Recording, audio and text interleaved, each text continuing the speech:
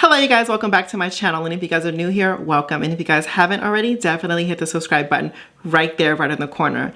And in today's video, I'm going to talk about ballroom culture in a segment called LSS, Legends, Statements, and Stars, and in this case, an icon. For years, the ballroom scene has been considered underground entertainment, but as social media started to grow, so has the fascination of ballroom culture. Hence, Paris is Burning, Vogue Evolution on America's Best Dance Crew, Pose on FX, and Legendary on HBO Max, just to name a few. So let's be clear, the entertainment industry, pop culture, music, dance, and other various genres have all been influenced by ballroom culture. I think it's very imperative to share real, authentic stories by influential people in the ballroom community. And if you're part of ballroom or just fascinated and want to know more about it, I am honored to sit down with ballroom royalty. And in her words, the real authentic truth, the raw unedited, the icon, Miss Continental 2018, Stasha Sanchez Garcon.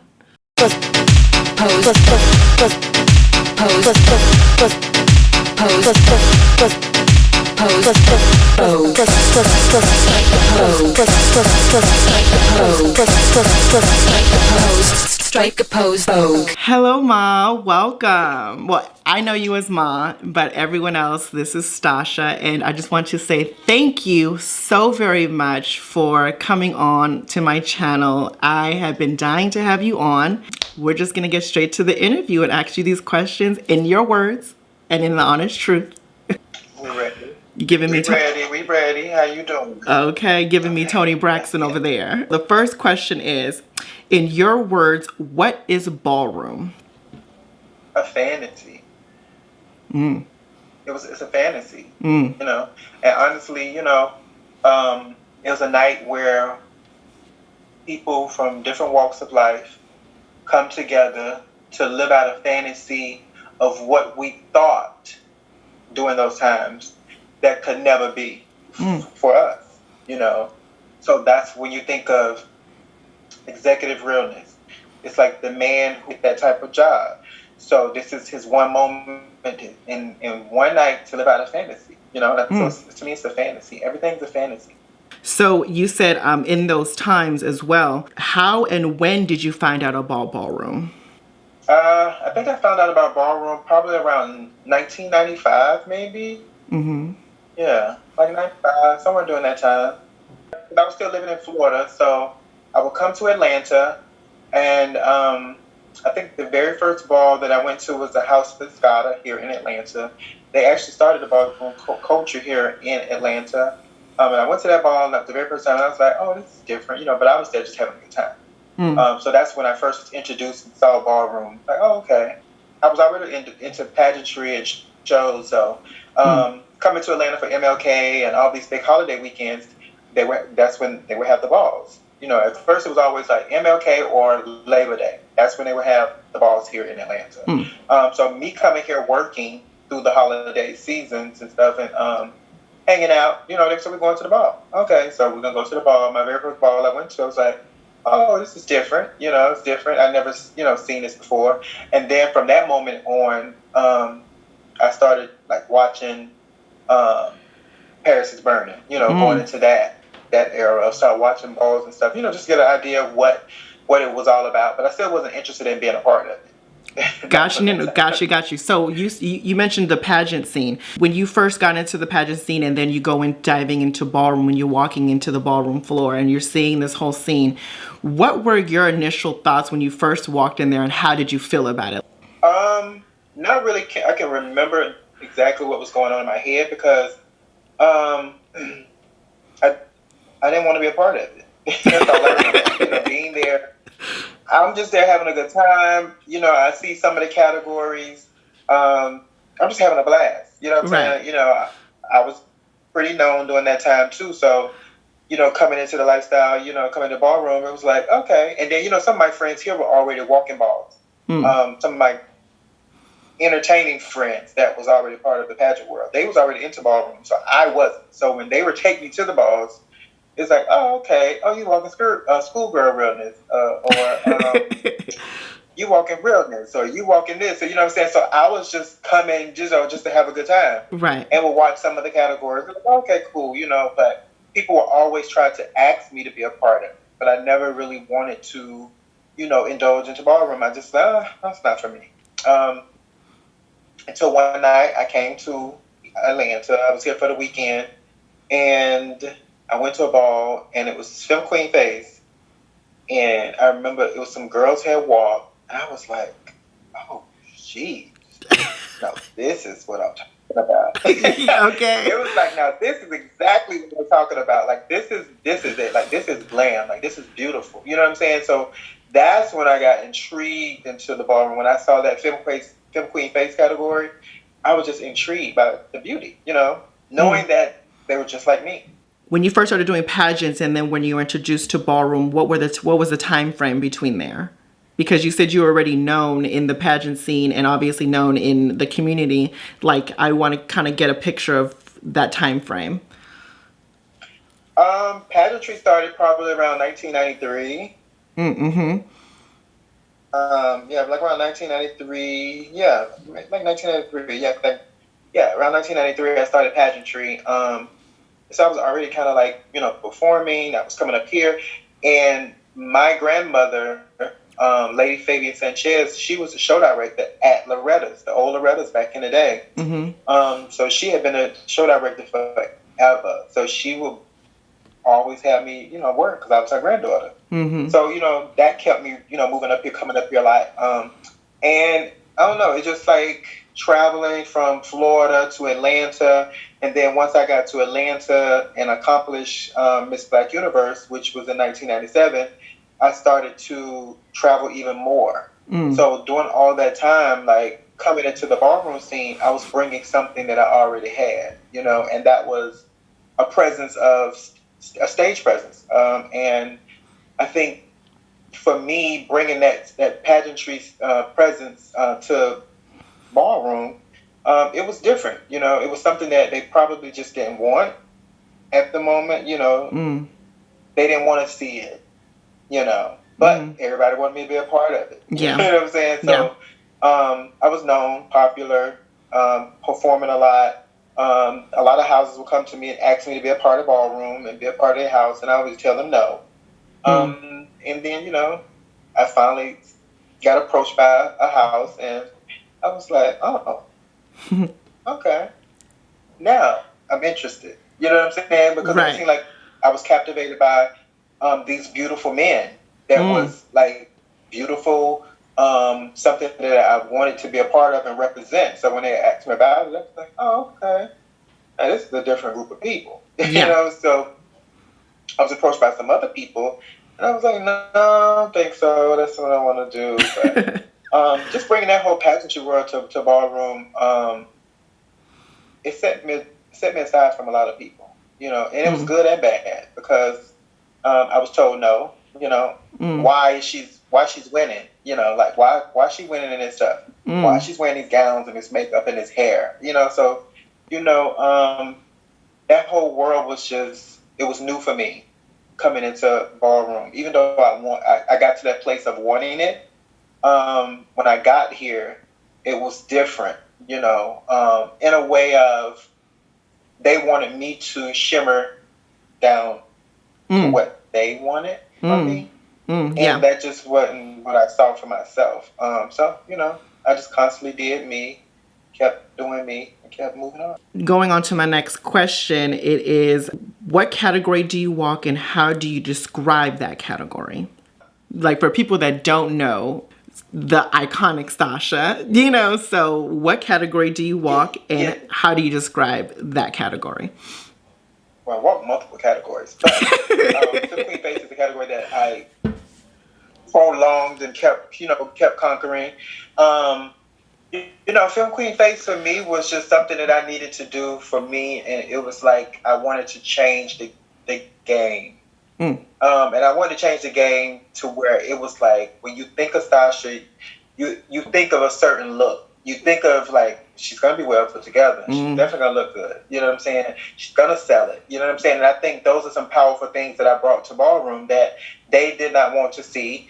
So when you think of Stasha, you definitely going to think of somebody that's going to definitely be a seller. She's going to be well put together, and she most definitely ain't coming to play. Okay, she ain't coming to play. She's coming to turn the party. But to me, though, Femme Queen Face to me was like more like walking a ball was like entertainment. So when people are paying money to come to an event, my mindset was you got to put on a show. So anytime Stasha would hit the runway floor, it was about putting on a show. No matter if it was, I hurt somebody's feelings because I was selling it, I was being shady. I didn't care about that because I was there to put on a show. It was it was like I wasn't trying to be, mean or anything. It was just, this is what this category is supposed to be about. Ballroom is shady. The category is supposed to be about who stands out the most. So when you got so many beautiful women standing on stage, what's going to separate you? Okay, well, I'm not going to wear a body dress. Yeah. I'm going to put on a gown. Okay? Yeah. I will put on me a gown, snatch my hair up, put on some jewels, may put on a fur feather coat. You just you never knew what I was going to do, but you knew it was going to be something glamorous. So I wanted to put on a show. You know what I'm saying? So when you look at me, it's like, the bitch look expensive, but it's pageantry. Why is she wearing pageantry stuff? And it's like, when you think of red carpet, you think of what? Gowns. Yeah. You think of gowns, yeah. Beautiful makeup. You know what I'm saying? When you think of when Marilyn Monroe used to hit the red carpet, they was in beautiful dresses, jewelry, hair, makeup. You know what I'm saying? Like, that was the look. So that was going to be my look. You know what I'm saying? So, it was just like, when you think of Stasha, you was going to definitely think, the bitch be done. She's going to be done, head to toe. Absolutely. There's no shade. You know what I'm saying? Yeah, that's very, very true. She's the tantalizing one, as a matter of fact. She's the what? Best described me. She's the what? Tantalizing one. The tantalizing. That's right. The tantalizing one. The tantalizing Stasha. That's right. For people that are in pageants and in balls and people that want to know about both, what can you tell them? What is the difference, or is there a difference between the two? There's a difference between the two because, for one, ballroom is like, they were looking for something different. Pageantry, they were looking for like head to toe, no threads showing, no holes in your clothes, your hair's not out of place. So it was always about a complete package when it comes to pageantry. But ballroom was more just basically trying to be as real as possible. Even with the face category, you had to be beautiful, but like pulling a body dress. You know what I'm saying? So there were always it's a difference for me. I felt like sometimes girls would get away with certain things because, they're not looking for what I'm looking for. You know what I'm saying? So when I would judge, if I would judge a ball and it's a Femme Queen Face category, whatever the category is, I'm definitely looking at the package. I'm looking at everything. If you bring a production, I'm looking at everybody you have on stage for the production. Yeah. I'm trying to figure out if they know the words, if somebody messing up, like that's a part of your production. That's a part of you. That's a part of your brand. So I'm definitely going to still put in that type of work when I'm judging a ball. Yeah. Just like I would do judging a pageant. That's just my eye, and that's just what I do. So speaking about judging, what do you look for in Femme Queen Face exactly? Confidence, beautiful skin, beautiful smile.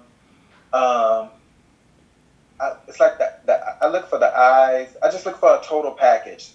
It has to be a total package for me, because when everybody looks the same, it's kind of like, what's going to separate you from the rest? You know what I'm saying? And honestly, in ballroom, when it comes to face, sometimes a lot of the girls end up looking alike, meaning like face structure. They end up getting the same type of procedure. Just all that. So it's like they all kind of start looking alike. It's like, well, girl, true. They all look alike. They all look alike. So it's like, what's different? What's going to stand out for me? So it's about that total package. Like, you can, yes, beautiful, yes, have all the elements of face, But yes, what else you got? How well do you look? Like, how well do your outfit look? Are you out here and you got a gown and your titties coming out? Oh, I think that's horrible. Mm-hmm. You would not catch a woman on a red carpet. You would not catch a woman on stage and her nipples is falling out her clothes. Like, I think that means you are not prepared. Yeah. You're not really prepared, you know? So I'm looking at all of those different elements because I want you to be completely polished from head to toe. You know, like when you think of Miss America, when you think, damn, this bitch is really beautiful. You know, like everything together, the hair, the makeup, the fit, the dress, like everything just looks good and they're beautiful with confidence. Now that matters to me. Do you think there is a difference between your era of ballroom and this era of ballroom? If so, what?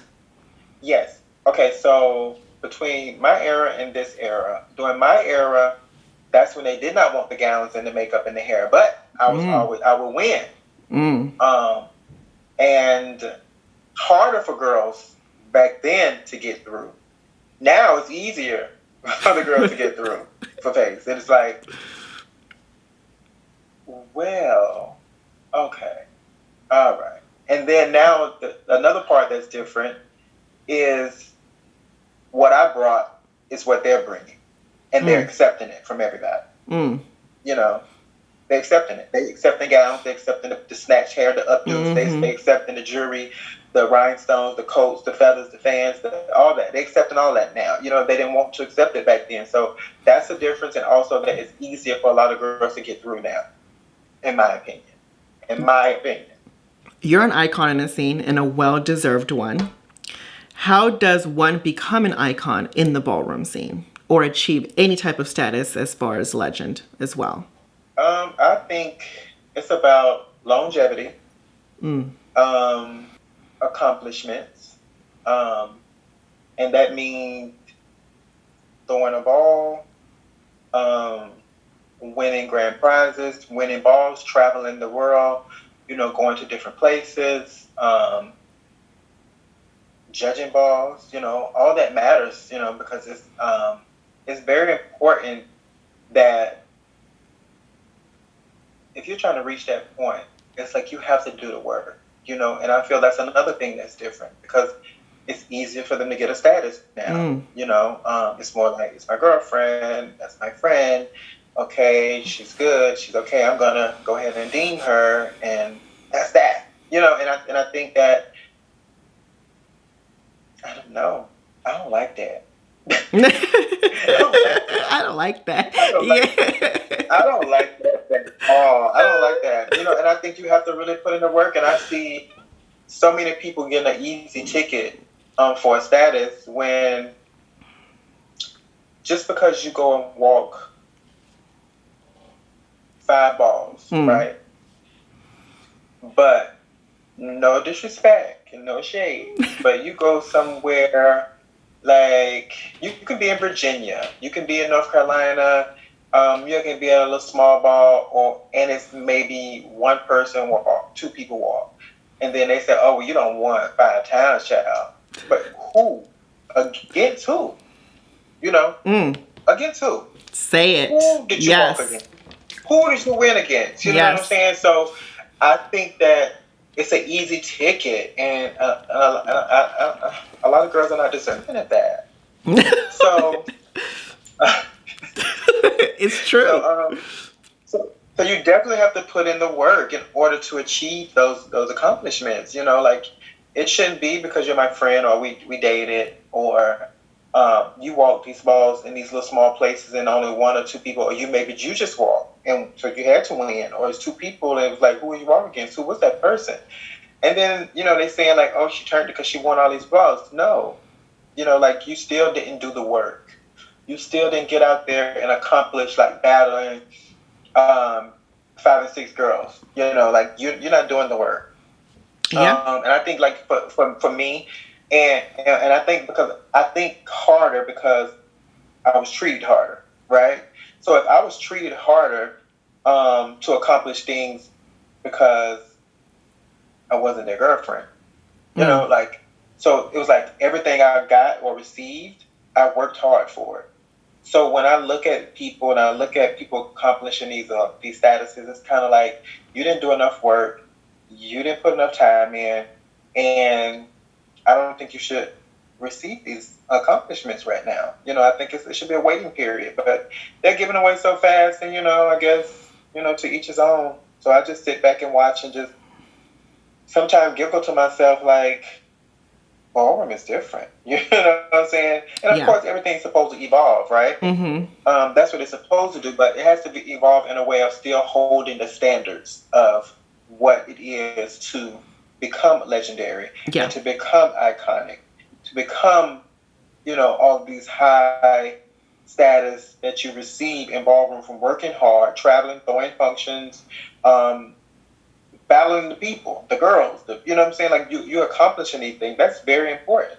You were talking about battling the people and traveling the world and everything else like that. So did you have any rivals when you were coming up in the scene in ballroom?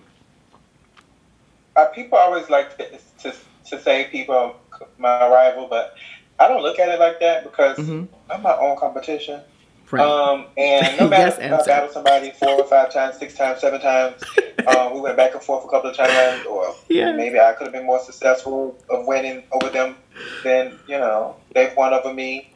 Yes. I still don't think of it as a rival. Other people say, oh yeah, they put you, y'all did walk a lot against you, they could be your rival, and I'm like, honey, not my rival. I don't have any rivals. So shady, like I don't have any rivals. I'm my own competition. Anytime I got ready for a function, I was getting ready to be better than I can possibly be. Yeah. Okay.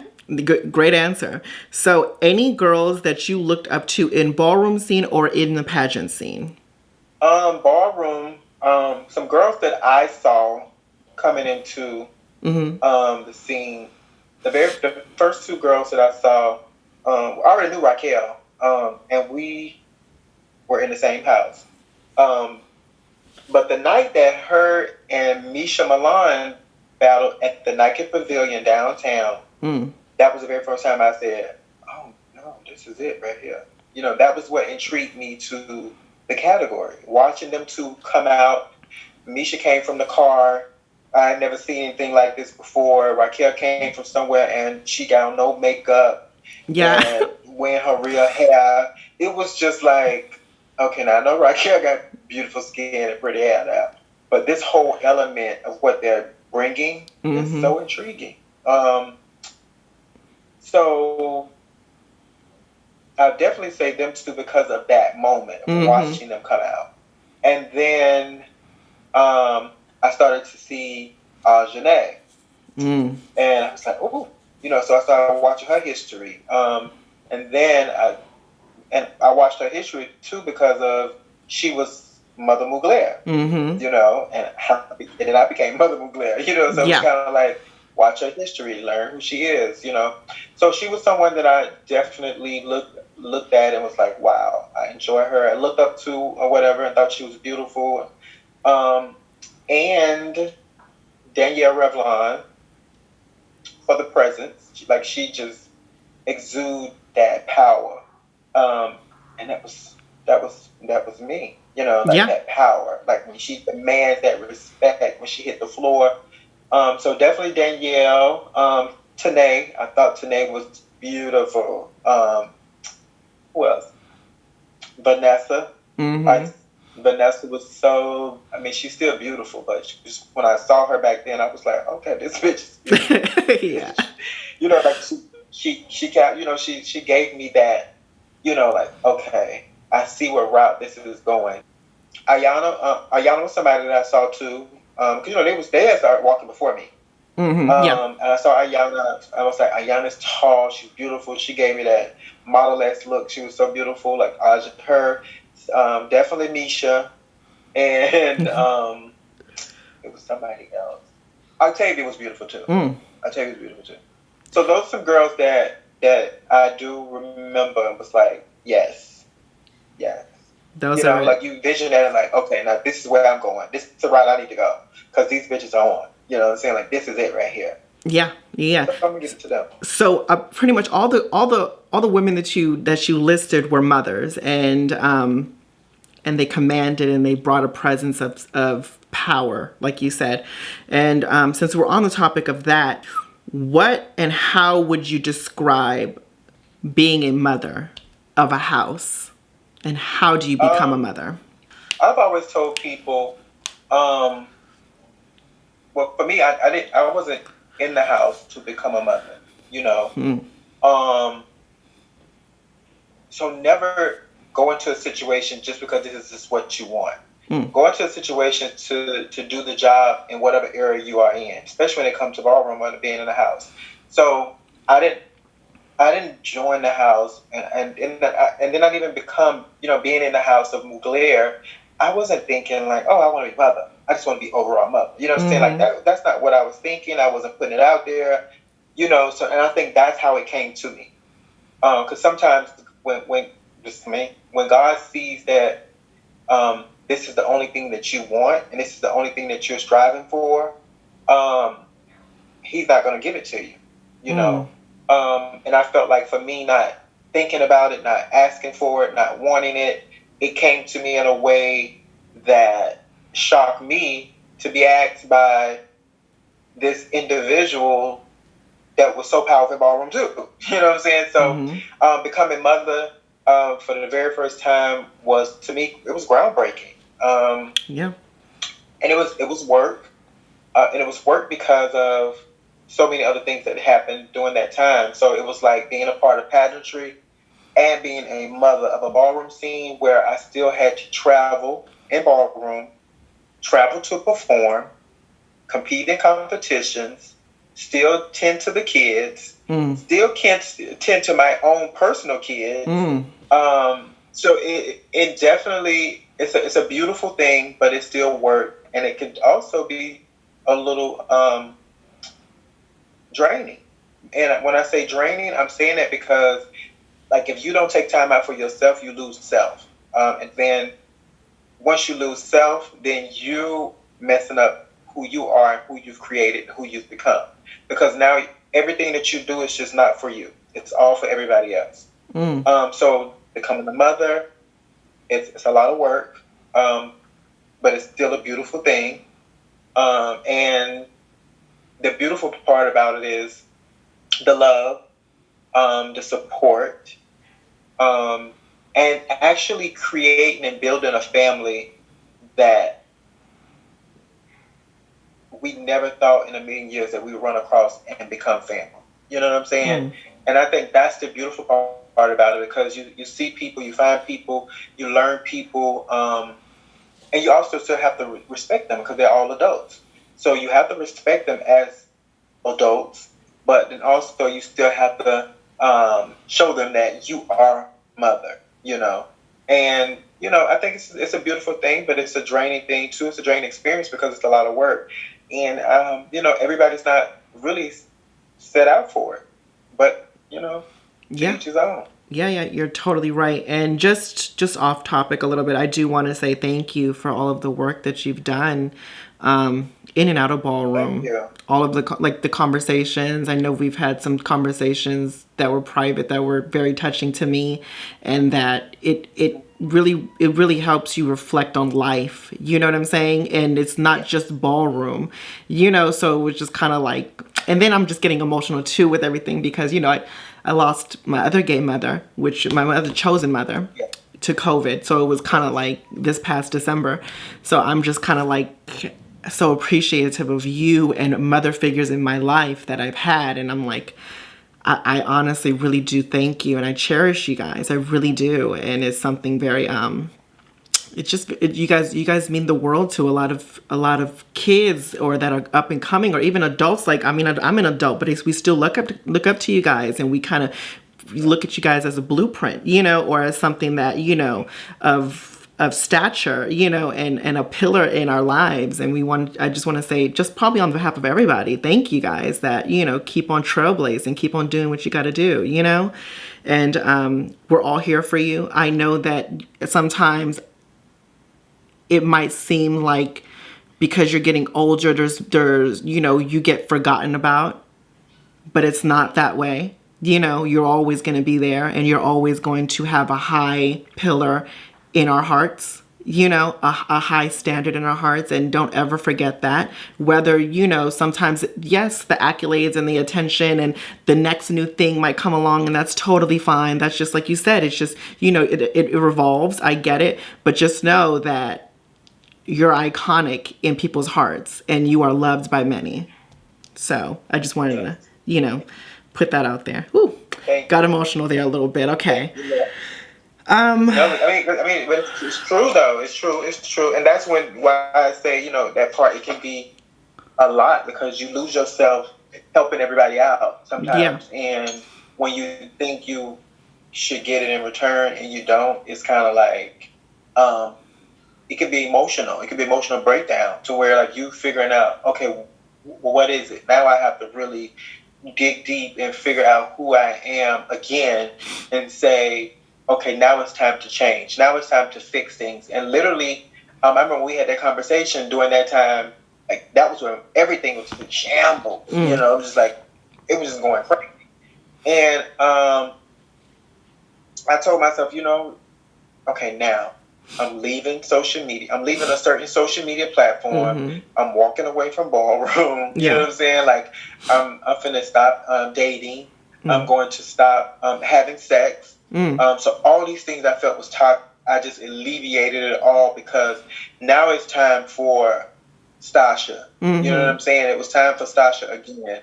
And when I started going through that journey and just reading my Bible again and started getting closer and closer to God, more and more than what I was, and just giving him more of my time, I think it was very important to me because then things started to change. Because it was like, you need time to fix self, make self better, and change things for you, and that's what I had to do. And I did it.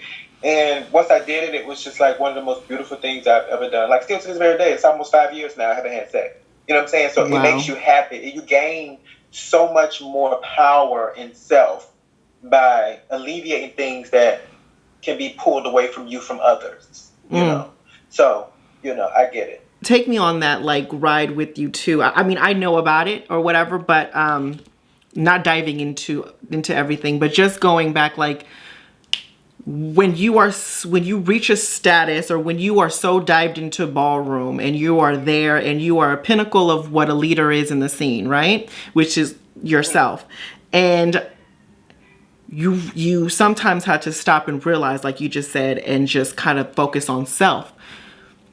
What can you tell the people in the community that know about Ballroom, that don't know about Ballroom? When do you know that's the time? When or what do you need to do? Honestly, I feel like when you see change that's not good change, when you see things that are not going in the right direction, when you see a difference in people that you've given so much to, and when you realize like things are different, you're not getting what you probably thought you should have from others. It may be not even financially. It could be a ride. It could be anything. When it could be a turning point or a down spiral in your life, you just never know. I think when you get to that place and you see things and people and actions are different, because people can say whatever they want to say, but to me it's not about what you say, it's what you do, because your actions are going to speak louder than anything that you put out your mouth. So it's the actions, things will be different. The actions of people will be different, and they'll be saying certain things, but they're showing you differently. And I think that's when you get to that place like, okay, things are not right for me. I need to change self. I need to make self better. And you got to dig deep into that. And I always tell people, like, the most important place to go is meditation, speaking to God, giving him your time, and changing those things. But you have to do it privately to yourself. You got to work on self by yourself. So in order to accomplish that and get out of that down spiral spot and place that you're going in and you're not even realizing it, you dig deep And once you dig deep and you just start fixing it and you start praying and you start talking and you start changing things, you start alleviating what's toxic. You know it's toxic, some people do drugs, really. And the realest part about it is, you're doing drugs. You know this not good for you. Why are you doing it? Your actions are different when you're doing them. So, okay, alleviate it. Get rid of it, in order to make stuff better. Because sometimes God is not going to bless you in a way that you're supposed to be blessed until you stop doing the things that you know you shouldn't be doing. And I think, I'm definitely going to put out there to people constantly, time and time again, to always know when it's time by realizing what's different, realizing what's toxic. Because when you see those things in your life and you see that things keep happening to you that's not right, then you know it's time to change. It's time to fix that. But cause when I did it, I literally just start cutting it off, changing stuff. Stop eating meat. You know what I'm saying? Like, I stopped eating meat, stop having sex. It was like all these things that I felt like was toxic. And during that time, I felt ballroom was toxic too. You know what I'm saying? So I just alleviated it all. I crossed it out. I put it to the side, and I said, Stasha has to come first. And in order to make her better, she got to stop doing the things and being around the people that is not good for her and that's not right for her. And honestly, men doing that, men was just not it, because it's like they're sleeping around with different people.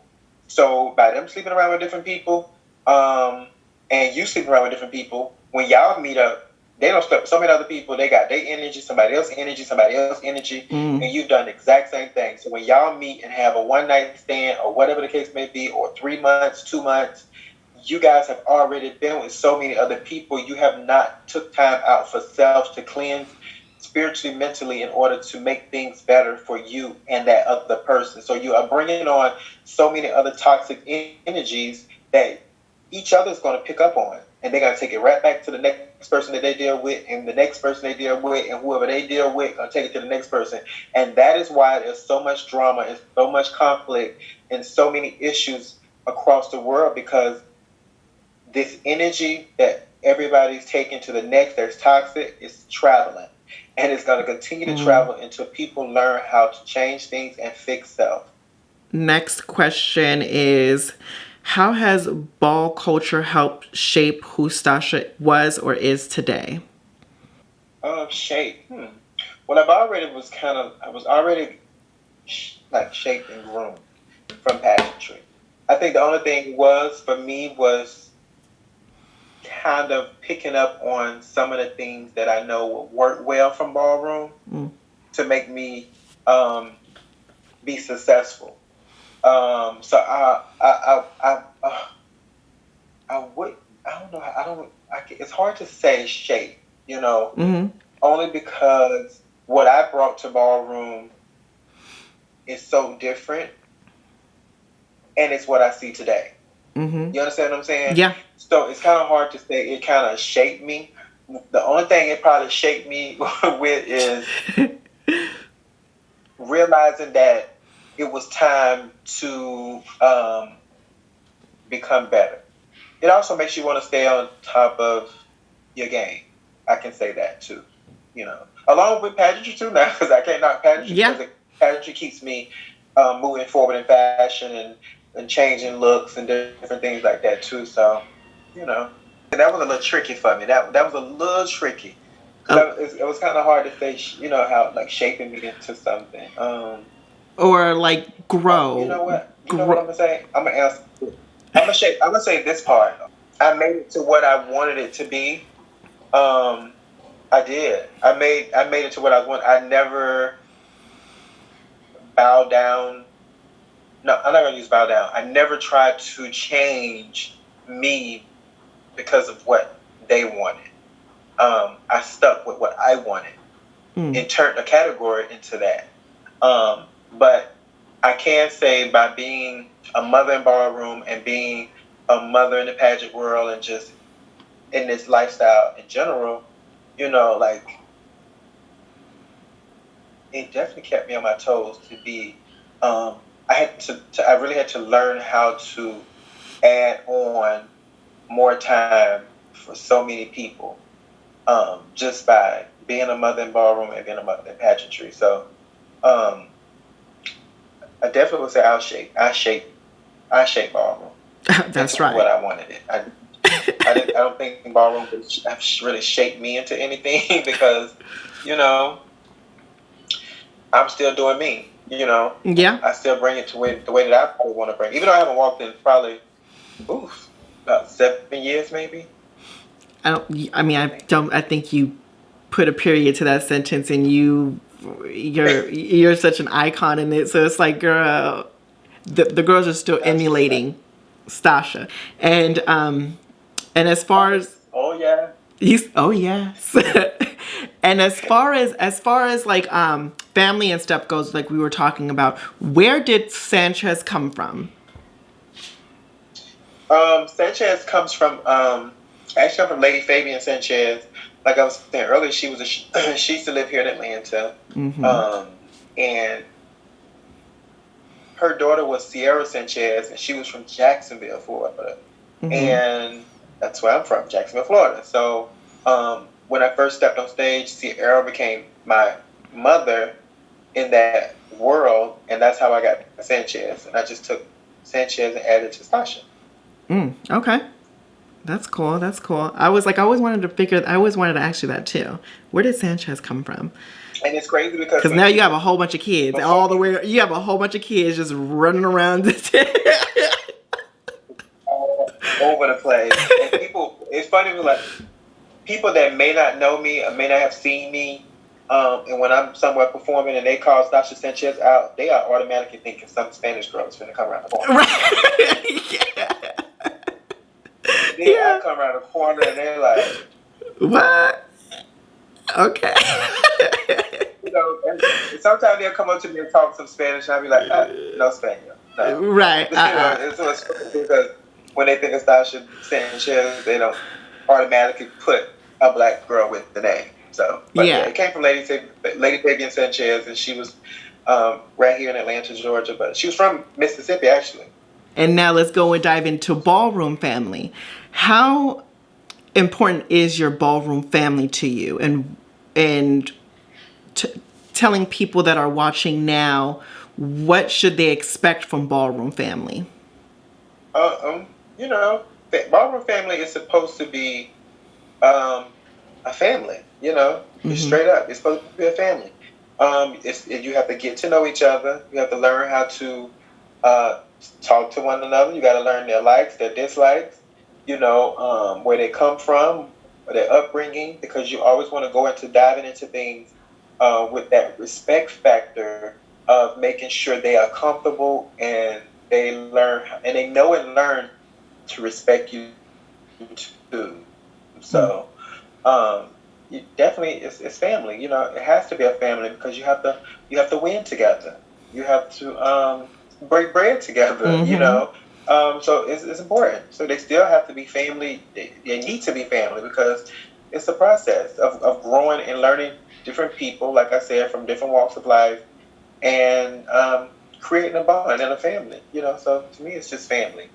And you should always make sure that whatever house that you're a part of, you should have some type of connection with people there before going. Because sometimes I see people go from different houses and they don't really have a bond with them because they're going into it not the right way.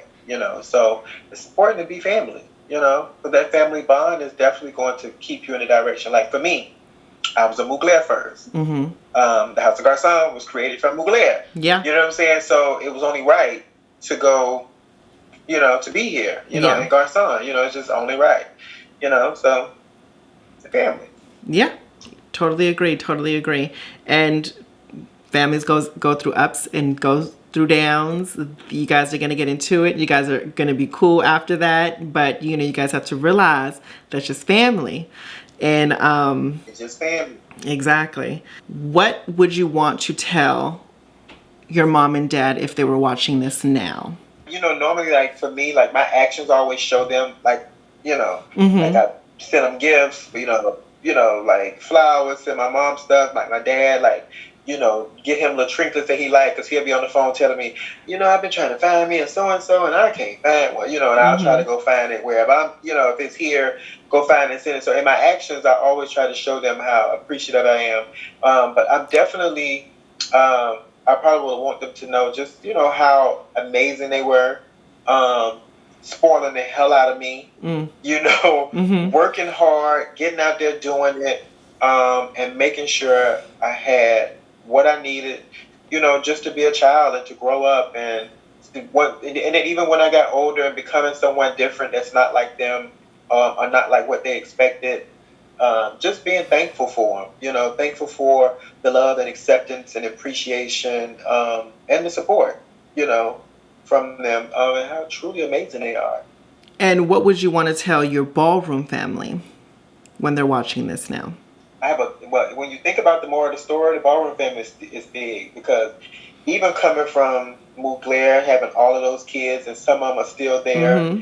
and still having a connection with them, and still having a bond with them, and then my Garcon babies, I just always wanted to know, like, um, they may not see me a lot, I may not be around as much as I used to be, but I'm sitting back watching, I enjoy, I'm proud, and I'm happy, that God have allowed all these people to come into my space, into my life, and Mm.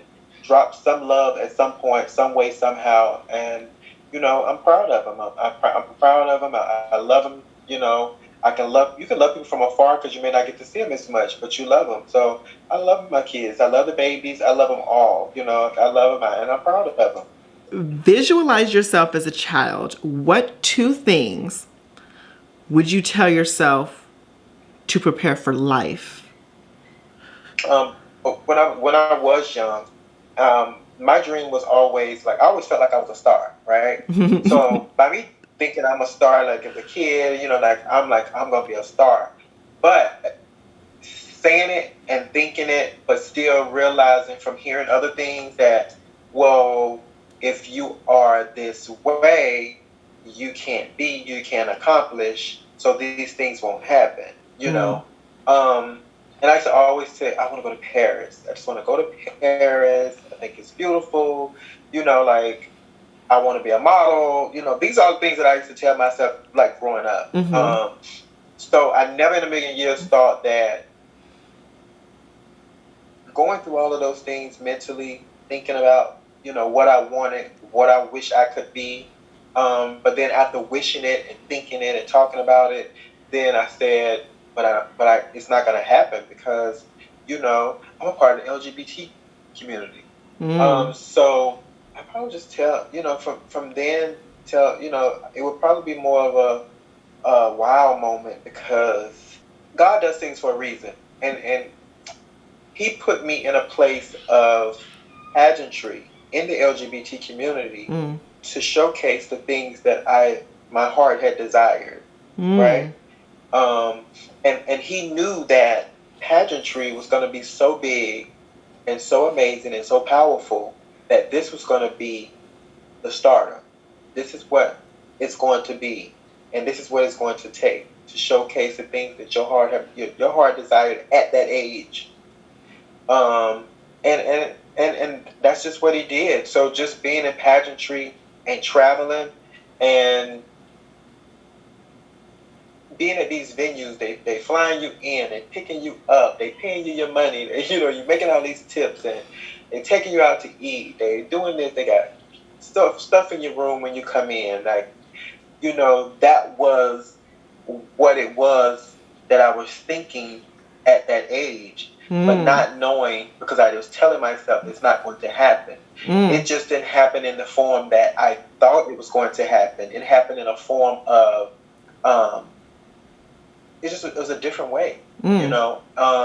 and I life has just been so funny, in a good way, because not only that, performing also I was able to showcase my talent to singers, like Janet Jackson. She came to the show, Mm-hmm. one of my shows, and Next thing you know, I got a phone call to be a part of a video. Trina, she came to a show. You know, like, oh, I'm gonna fly you in. I want you to do this show. I want you to open up my little concert I'm having on South Beach. You know, so he made sure that the stardom and the star, the life that I was thinking in my head, it's just going to be in a different form, but it was still going to be a star. You still was going to be that star, but it was just going to be in a different form. And you just didn't know that the pageantry world, the drag world, the entertainment world was going to be as powerful and as known as it is. And it also got me some roles on television. You know what I'm saying? Mm-hmm. So with all of those things and all of those things that my heart had desired at that young age has been a blessing because I doubted it. But not realizing how it was going to come. Because everything comes in a different form. You know what I'm saying? Like, I want kids. My kids came in a different form. Mm-hmm. Things happen, you know, and God has a way of creating things and building things and writing a story that you never in a million years would ever think would be possible. Because he is an amazing man, and he would show you something and you would look up and realize, like, I can't believe this happened. You know, so things come in different form, and I'm thankful, you know. I'm blessed, you know what I'm saying? Like, not to have a job, go get up and go work. This was my stardom. You know what I'm saying? Like, this was me being a star. Yeah. This is me living a life and being able to take care of myself, pay bills, get a car, do this, do that. Create this just look, you know what I'm saying? Like being a showgirl, entertainer, traveling the world. So my stardom and being that star that I always wanted to be and what I always felt, it was coming in a different form, but it was coming and it's coming and it's still coming. Yeah. And more things are going to keep happening. And that's why the world is changing. Amen to that. Amen to that. And that's great. And just basically, you pretty much just said, like, just know it's coming. You know, in its own way, it's gonna come. And that's good advice to people that that are young, that are 10, 12, 15, that are pretty much they're gonna go through the life. Just know you're telling them it's gonna come in some way, some shape, some form. It's coming. Because when you think about it, they're 10. So if you're 10, right, you are at a place of not knowing, but the world is changing. You know, and it's changing for them. It is. It's changing for them. You know? Yes. It's changing for them. And, you know, when we were younger, we didn't realize that we had trans women. Not at all. Doing certain things in the lifestyle. You know what I'm saying?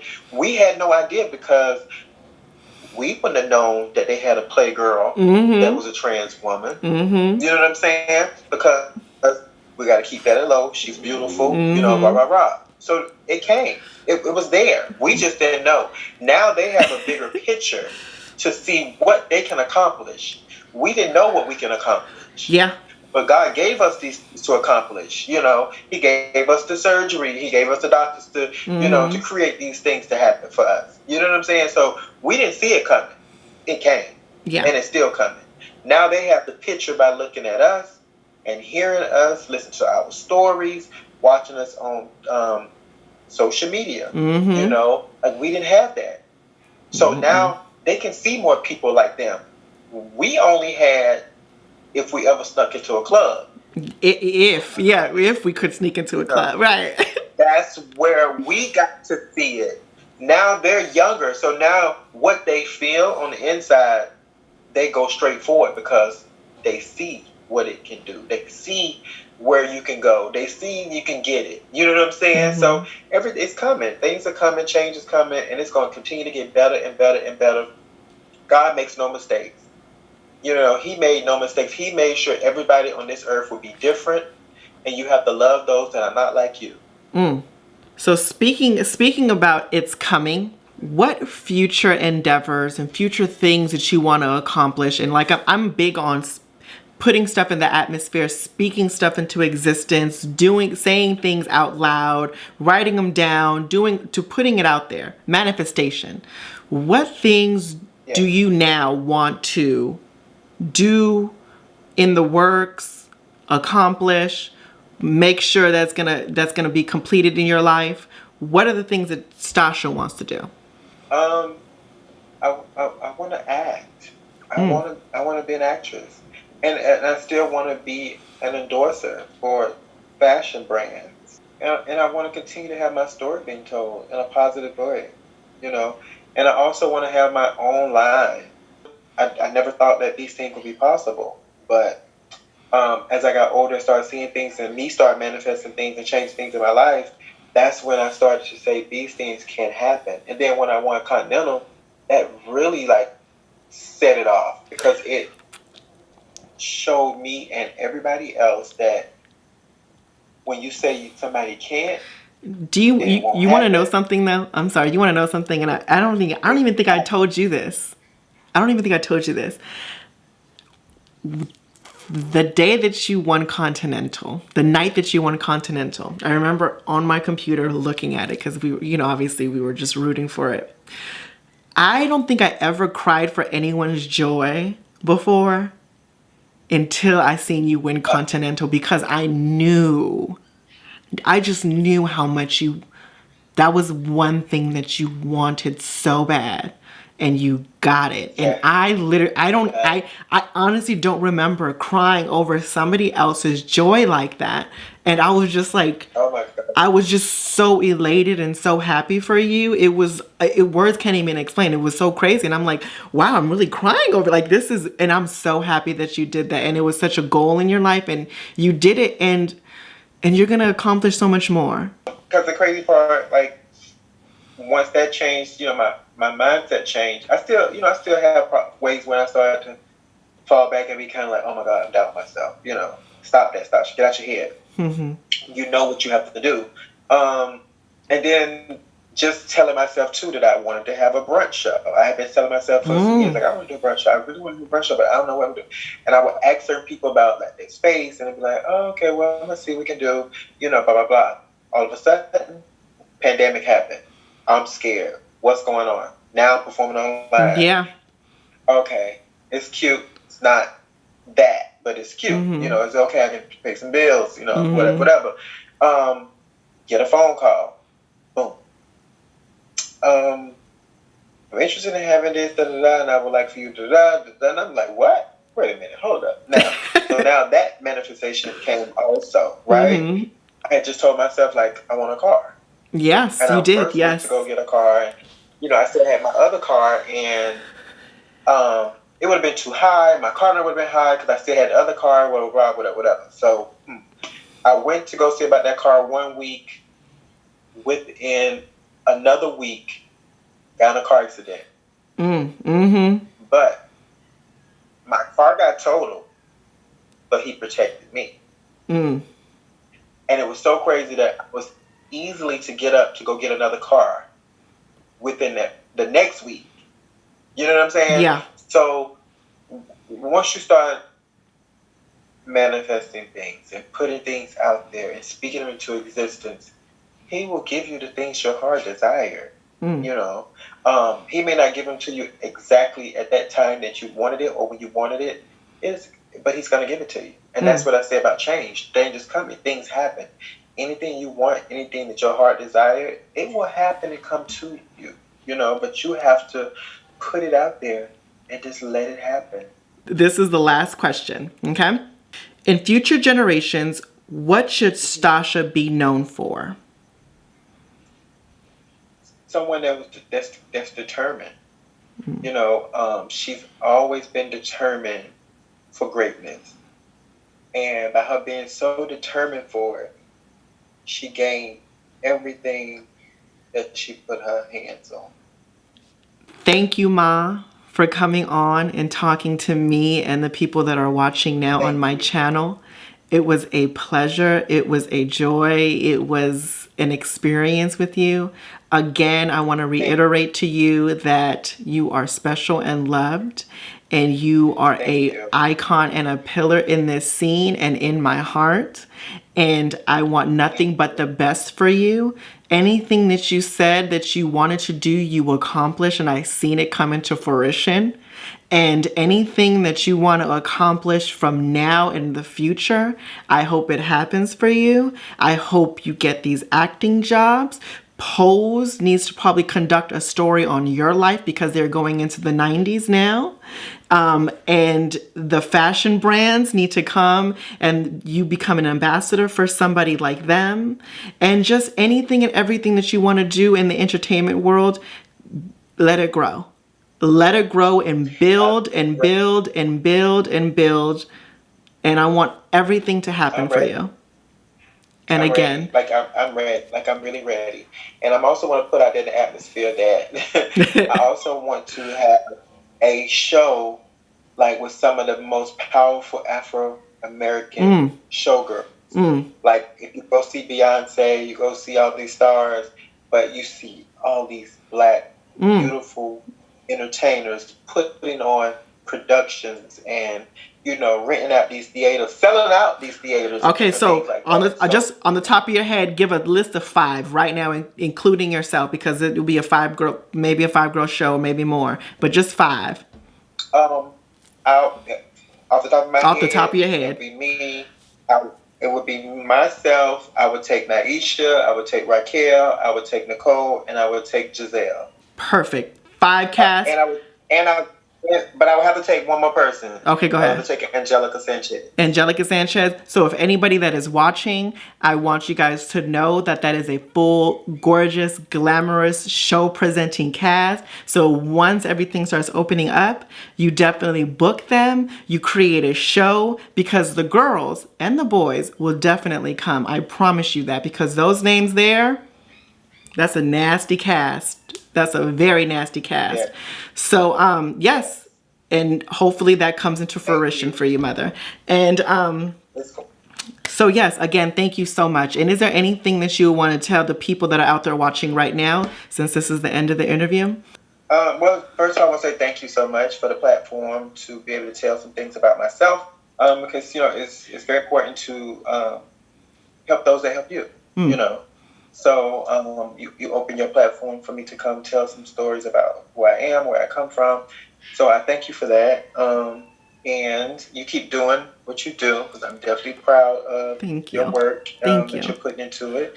I see a show. I see a talk show coming. Thank you. Yes. So, I mean, and I want people to know, in life, just find out who you are. And do it on purpose. Life has a purpose. Do it with purpose. That's right. That's right. But again, thank you, Ma. Mwah, mwah, mwah, mwah. Thank you. You have a beautiful night. All right, you too. Love you. Love you. Okay, you guys, so that is the end of the interview. I truly hope that you guys enjoyed this interview and really caught some gems that Stasha said. Honestly, she's just really amazing. Like I said before, she is a pillar in this community, and I wish nothing but the best for her. I truly hope that everything and anything does come true. People that are watching, and if you know that you can make it happen, please make it happen. Let me know what you guys think down in the comment section below when you guys get a chance. Also, I do have some people that are scheduled to sit down with me for an interview for the segment on my channel called LSS. So definitely stay tuned in for that. Give this video a thumbs up because it will help my channel out so much. And like always, you guys, life is your vision and it is whatever you make it, as long as you make it freaking fabulous. Until the next one, you guys. Bye.